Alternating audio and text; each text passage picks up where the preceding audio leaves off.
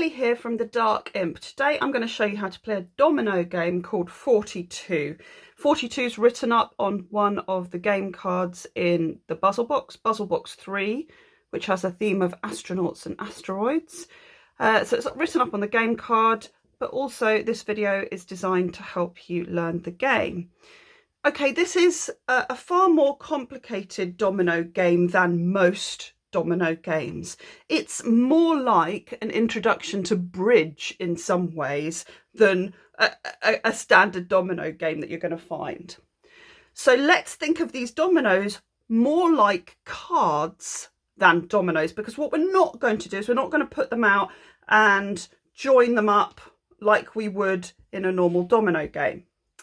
Right, I have set up here, you always have to play with 4 players. You play with 2 teams of 2. So if I'm the player sitting here, my partner will be the one sitting opposite. You shuffle all the tiles. Each player takes 7, and then the dealer takes the remaining 7 and puts them in front of them. Now, normally, always, you play with your dominoes so that other players cannot see them. But for the purposes of this video, just to teach you the game, I have laid them flat. But when you play, you don't want anyone else to see your dominoes. That's important. So you're going to stack them on their side so that you can see them, but other people can't. So I just want to show you how to play a trick.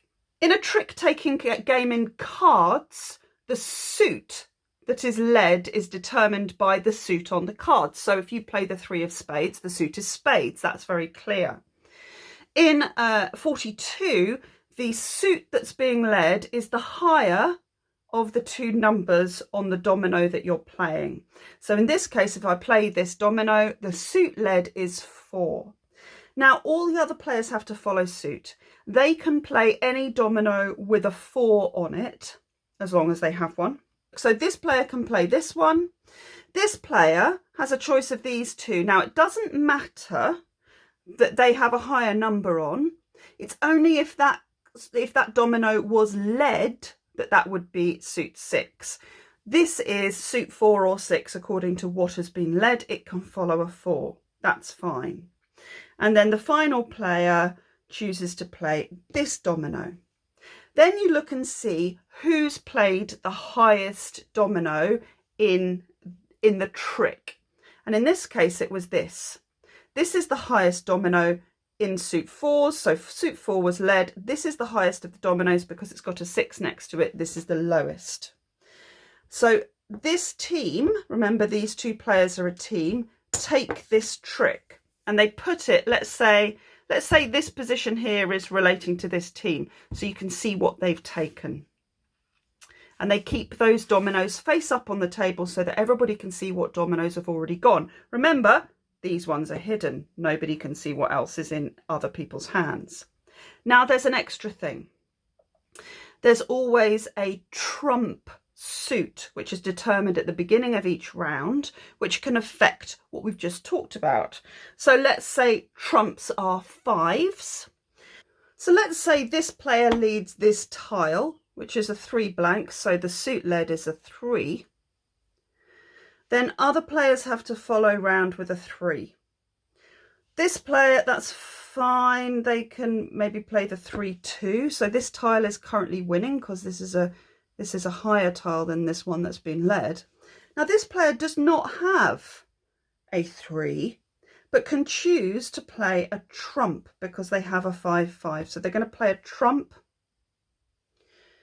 And then this player has to follow suit still, has a 3-3 or a 3-6, might as well throw the 3-3 away. It is a smaller tile. It's not as valuable as the 3-6 to the player.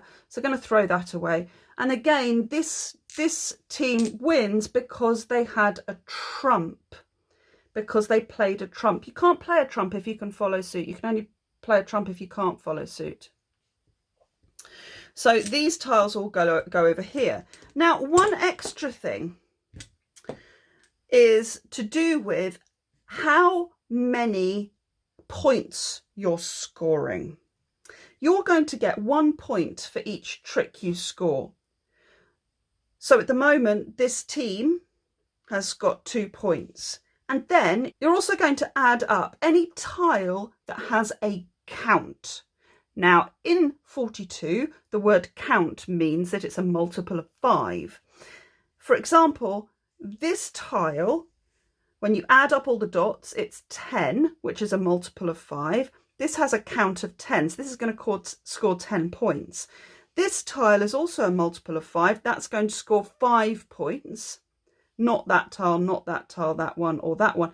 These two are going to score. This is a multiple of 10 and this is a multiple of 5.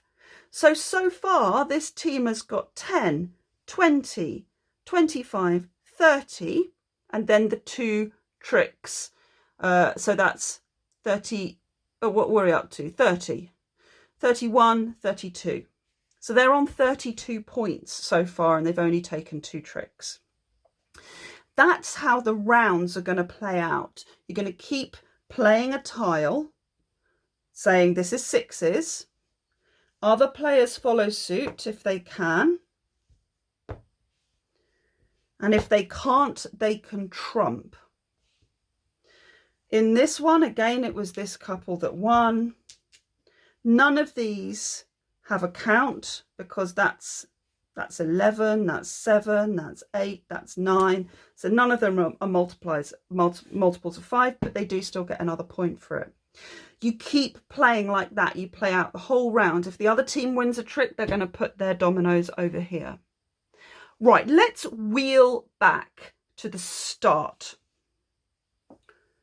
Okay, so what I've done is I've redealt it. I wanted to show you that bit that I've just shown you beforehand so that you can understand what we're trying to achieve, because actually the way that each round starts is with bidding. So this is how it works. You deal out the tiles, and remember they're not shown to everybody. The starting player who's to the left of the dealer, so let's say this is the dealer who picked up all their tiles last. This is the starting player, and it moves around clockwise like that, and each player either bids or passes. So this player has to make a bid or passes, and your bid is going to be the number of points you think you and your partner can achieve this turn. Remember the points that we got over here? The lowest bid, the minimum bid, is 30 and the maximum is 42, because that's the total you can get, and that's why the game's called 42. You're playing with a partner, so you're bidding as a team, but you're not allowed to talk to the person opposite you. You don't know what they've got. You're making a bid based on what you've got and what you think you might be able to do as a pair. So, for example, this person might say 30 as an opening bid, and then this player will either say pass or they'll raise the bid. So if they think they've actually got quite a strong hand, and blimey, this is quite a strong hand here, then they might say, okay, actually I'm going to bid 35, and that means that these two are claiming they're going to make 35 points. This player can choose to pass or to increase the bid.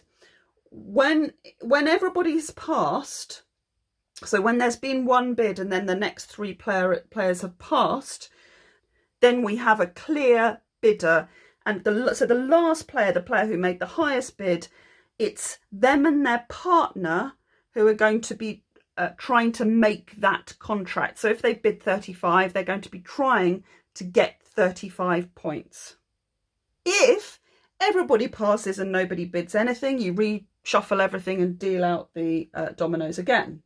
Then, and this is the critical bit, the player who had the highest bid then declares the trumps. So let's say this player had the highest bid.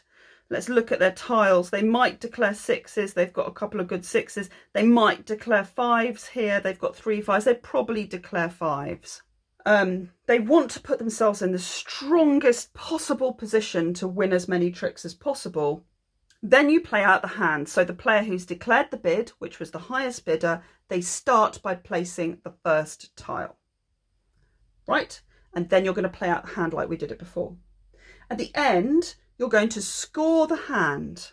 Remember, we had all the tiles down the side before, and we looked at what the score of just those first couple of tricks was. So let's say this team has bid 35 points and at the end of the round they've got it. In fact, they've got more than that. Then they're actually going to score whatever they got.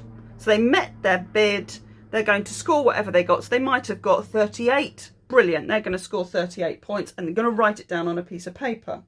But if the team who bid did not get that many points, so if this team who bid 35, if they didn't achieve 35 points, then the other team are going to get 35 points and anything they themselves managed to get in that round. So there's a massive opportunity there to score quite big. If the other team gets loads of points, they also get the bid amount set by the other team. It's the first to 250 points, and you're going to obviously play multiple rounds. So that's 42.